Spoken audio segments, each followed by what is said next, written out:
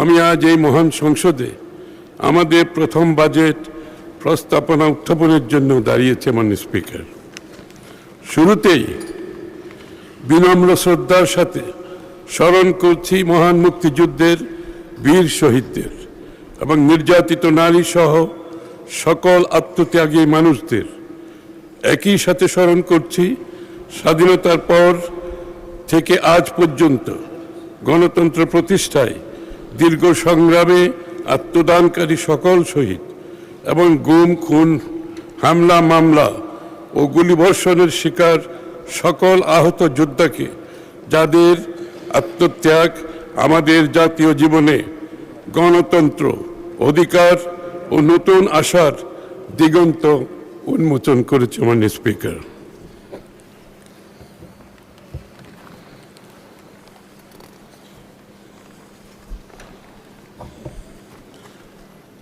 দেশ ও জনগণের প্রতিটি ক্রান্তি লগ্নে শহীদ প্রেসিডেন্ট জিয়াউর রহমান এবং পরবর্তীতে দেশনেত্রী বেগম খালেদা জিয়ার নেতৃত্বে বিএনপি বরাবরই জনগণের আশা আকাঙ্ক্ষার পক্ষে অবস্থান নিয়েছে এবং দেশকে এগিয়ে নিয়েছে।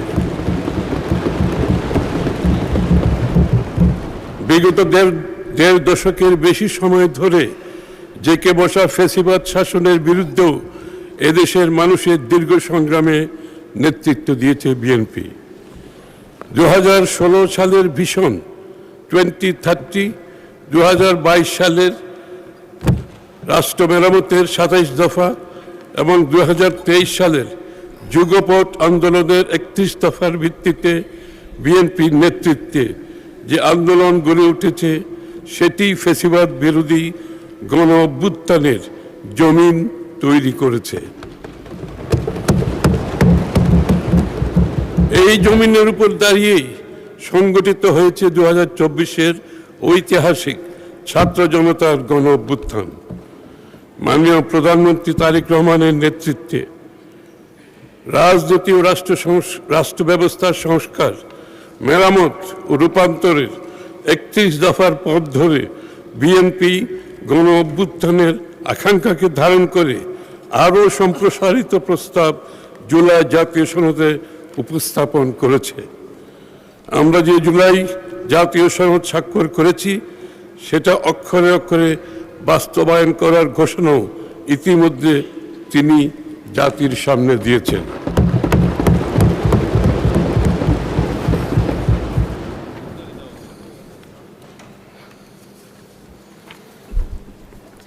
কিন্তু এটাও একের সাথে মনে রাখা দরকার, অর্থনীতির গণতন্ত্রায়ন, ইকোনমিক ডেমোক্রেটাইজেশন, অর্থাৎ সব মানুষের জন্য অন্তর্ভুক্তিমূলক ও জবাবদিহিপূর্ণ অর্থনৈতিক ব্যবস্থা ও মানবিক বিবেচনা সম্পন্ন সামাজিক সাংস্কৃতিক সম্পর্ক গড়ে ওঠা ছাড়া এই রাজনৈতিক সংস্কার টেকসই হবে না।